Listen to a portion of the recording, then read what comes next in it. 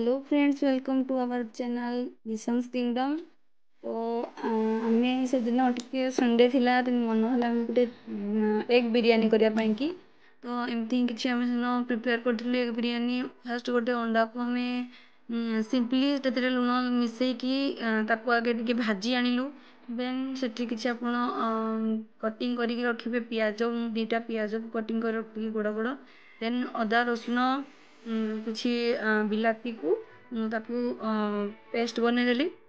तापरे अंडा आलू को तो ऑलरेडी सिझे रखी थी, फ्राए करदे तेल कि आउ किछि लंका पिस पिस करके काटिकी नहीं जावा। तापर किछि दही भी रेडी करके रखिबा। सब मसला प्रिपरेशन पर पियाज को तेल रे भाजिकी जो बिरियानी तो मैंने खाई केमती पकेया कथा तापर जो पियाज को रखी था साइड करके भाजीदबा। से भितर आम साइड रे कि गोटे पात्र रे आगुरी ऑलरेडी बसैक रखी थी पानी से सब जी गोटा मसला पकईकी फुटाई देली। चाउल को बतरे रखी अध घंटे घंटे पूर्व तो पानी में देदेली। से टाइम भितर सब रकम मसला जो जमीक अदा रसुण पेस्ट है, धनिया गुंड, लंका गुंड, कंचा लंका सबकि पकईकी ऐड करदेला। जो प्यूरी करके रखी टमाटर अल्प टिके मसलार देदेले। तापर धनिया गुंड किछिटा पाउडर, तापर किछिटा मेनली तो इम्पोर्टाट आप जानते मेनली तो बिरियानी माने ही पुदीना पत्र आ धनिया पत्र निहाती मोस्ट इम्पोर्टाट। तो मो पाखे धनिया पत्र नाला, मु पूरा प्रोसेसटा पुदीना ही करी। आप गैस टाक पूरा पूरा मीडियम आप पूरा स्लो भी रखिपारे।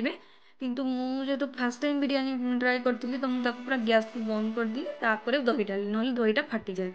देन से टाइम भितर गैस टाक सिम कर देकी एपटे भात भी अलरेडी हो जाए 70 to 80% भात हो गला आप काढ़ीदेवे गोटे थाली कि गोटे जगह को। तापर टे ठंडा हाँपाई देवे। से भितर आम जो मसला रेडी करूँ से अंडा आलू मिसेदेलु। ताकू टिके मसला सहित मिक्स करने आम ए स्टार्ट करदेलु केमिति दम दवापाई जो रेडी करा। तेणु फास्ट गोटे पेन रे कि जोटा हूँ आमर बिरियानी मेकर पेनटा आमर से फास्ट के घी को एड करदेली टे भलसे तले फैलेदेली। देन समस्ते फास्ट दियंती लेयरिंग करने बेले भात दियंती से जो चाउलटा दियंती, किंतु मु फास्ट कौन करी ना अंडार जो ग्रेवी आ अंडा किसी फास्ट लेयरिंग कर देखी। देन तापर किछिटा जो प्याज को रोस्ट कर रखी भाजी छाणिकी रखी कि देदेली। तापर देखुं तो एमती फास्ट टाइम करी भूल थे तो आप जानते केमती कौन हो। तो बहुत ही टेस्टी थिला, किंतु डिलीशियस थिला।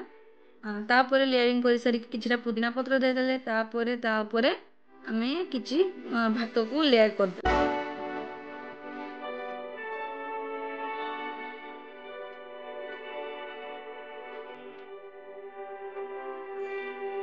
तापर जो रखी थी अंडा को भाजिकी ताकू गोटे लेयर ऊपर दे देकी।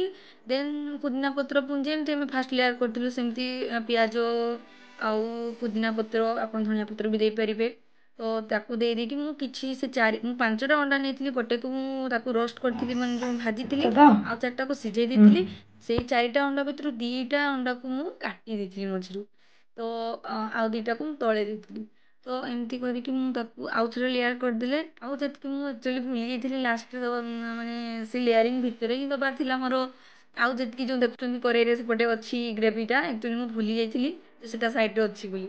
तो मुझे कि आउ पुदीना आनिकी एड करना लास्ट दे दी, किंतु मन पड़ार मुझे ग्रेवीटा ऊपर ही दे दी। तापर पुणी लेयरिंग कर सारिकी मो पाखे थी गोटे मैंने जानते जो केवड़ा वाटर आनती मो पाखे से नाला। तो मु साही बिरियानी गोटे ये थिला जो एसेंस थिला ताकू फास्ट स्प्रिंकल करदेली। देन एटा गोटे भल फ्लेवर आने बिरियानी रे। तापर किछिटा बिरियानी मसला से ऐड कली, पाउडरटा ऐड करदेली। ऑलरेडी ଗ୍ରେଭି ବେଳେ ବି ମୁଁ ଦେଇଥିଲି, କିନ୍ତୁ ତାପରେ ମୁଁ ଆଉଥରେ ବି ସେଥିରେ ଟିକେ ସ୍ପ୍ରିଙ୍କଲ୍ କଲି। ତାପରେ ମୋଷ୍ଟ ଇମ୍ପୋର୍ଟାଣ୍ଟ ଘିଅ ଦେଇଦେବେ, ଦେଲେ ବହୁତ ଟେଷ୍ଟି ଲାଗେ।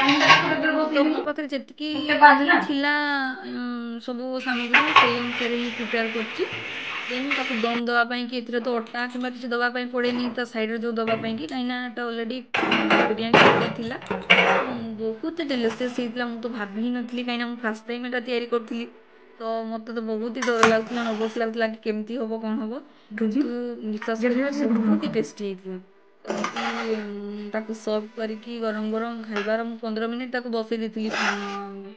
ଫାଷ୍ଟ 5 ମିନିଟ୍ ଟିକେ, ଫାଷ୍ଟ 2 ମିନିଟ୍ ମୁଁ ଟିକେ ହାଇ ଫ୍ଲେମ୍ରେ ବସେଇକି, ତାପରେ 15 ମିନିଟ୍ ପୁରା ଲୋ ଫ୍ଲେମ୍ କରିକି ତାକୁ ବସେଇ ଦେଇଥିଲି ଦମ୍ ଦେବା ପାଇଁକି। ଦେନ୍ ଆମର ରେଡ଼ି ହେଇଗଲା ବିରିୟାନୀ, ଏଗ୍ ବିରିୟାନୀ। ଆପଣମାନେ ବି ଥରେ ଟ୍ରାଏ କରନ୍ତୁ। ଆଉ ସବସ୍କ୍ରାଇବ୍ ଆଉ ସେୟାର କରିବା ପାଇଁ ଜମା ବି ଭୁଲିବେନି। Thank you for watching.